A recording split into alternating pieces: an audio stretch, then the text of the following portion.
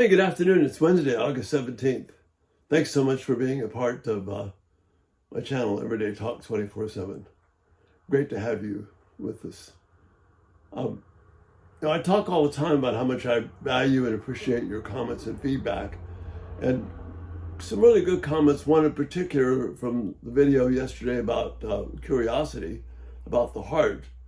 I'm really grateful for that really insightful comment that our viewer made. So really, really good thought connection. I'm going to talk about that in just a moment.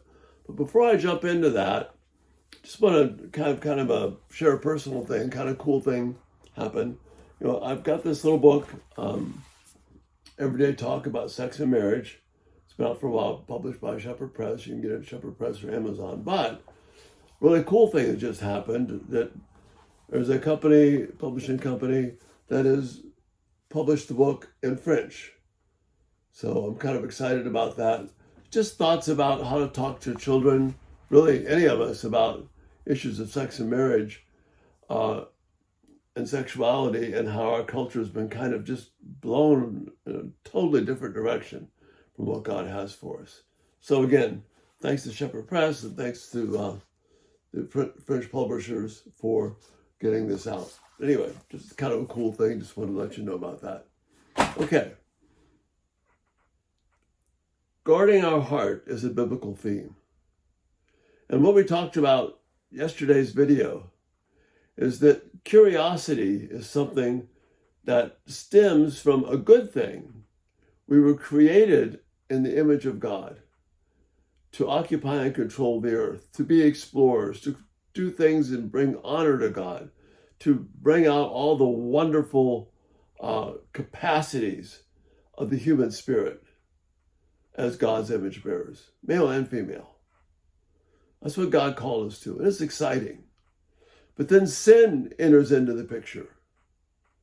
And so we move away from the sense of excitement of mission and purpose-driven things.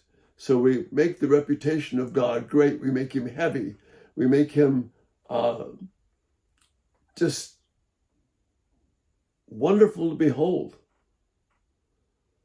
And we're excited to talk about him and to do things in his name that will further his rep, give him gravitas, weight, in all that we do. That's the good thing that God built into us. Sin has taken that and perverted it into this purpose-driven, for me, drive, which we call curiosity. Curiosity, stripped of what it means to know God, stripped of the constrictions of God's word, and only has to do with feeding my own purposeful desires, is the most destructive thing I can do to my heart. Curiosity in that sense is incredibly destructive and will lead us down paths that we never even imagined, simply because we're curious.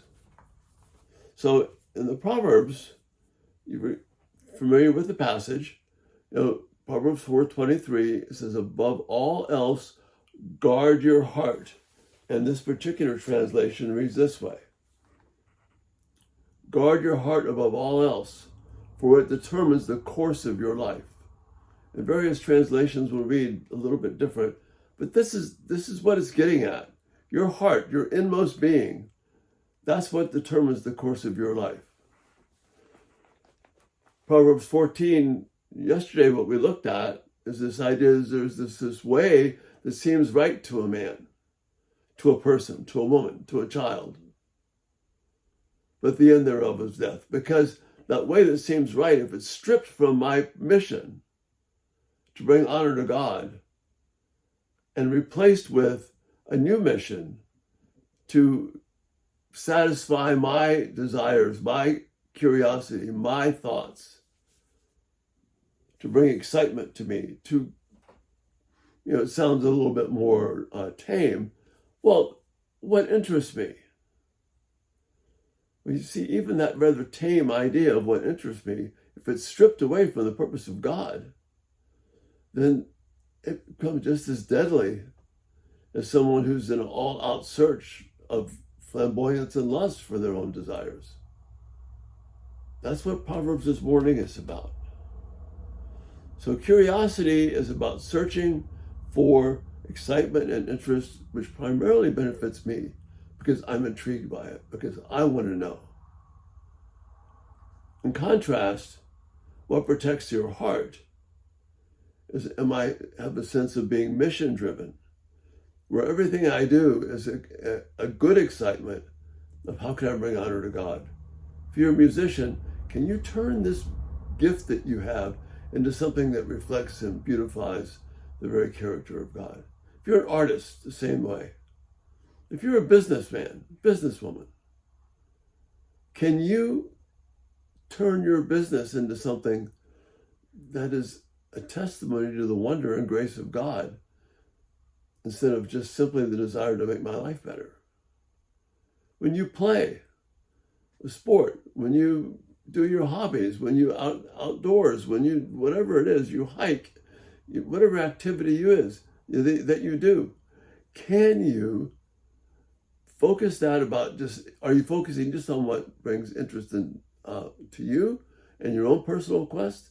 Or is this something that really honors God in such a way that people look at that and say, wow, God's really cool?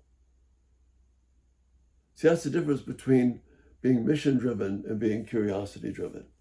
Proverbs 4 kind of helps us out with that. So after it talks about guarding your heart, it says, avoid all perverse talk. Don't wander into areas of speech just because it intrigues you. It might turn away from God. Keep your eyes focused. Look straight ahead. Don't look to the right or to the left just because I want to see what's out there. Keep your mission focused on what brings honor to God, and that will bring you all the excitement you could ever want. Make a straight path for your feet. Stay on that path, which is, again, Proverbs 14 is warning us against.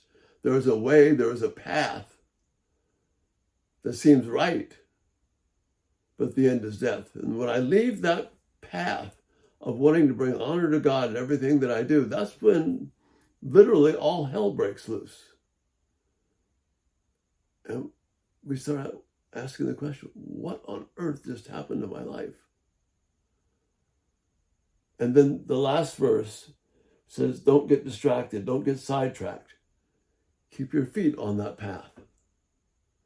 So those four things, watch your mouth, watch your ears, your eyes, the way you go, keep to a straight path, and then don't get distracted from it. See, that's mission-driven. Curiosity-driven is about what intrigues you. And you do things just for the sense of discovery rather than for the sense of, hey, this is going to be bringing blessing and honor to God. And when I do that, then I'm mission-driven. I'm intrigued by fulfilling the mission in a really cool way. My heart is protected. But if I'm just in a curiosity about what I want, about what I think, about what excites and interests me, the problem is once I start down that road, as Ephesians tells us, I'm never satisfied. That's how people get into porn. That's how they get into relationships that they shouldn't be involved in. That's how they get into various areas of desires and lust and gambling. That's how you just all kinds of things that you can't control. Curiosity will lead your heart in the wrong place. Being mission-driven for God will lead you to a place of really cool excitement. Curiosity in your heart. It's an important theme. Thank you so much for that great comment. And again, give me your feedback, your thoughts. I just love it, as you can tell. It's really important to what I do here. Check us out every day, talks247.com. And if you haven't subscribed, turn on post notifications. And again, thanks for being here. Lord willing, we'll see you tomorrow. You have a great day. Be mission-driven, not curious. Bye-bye.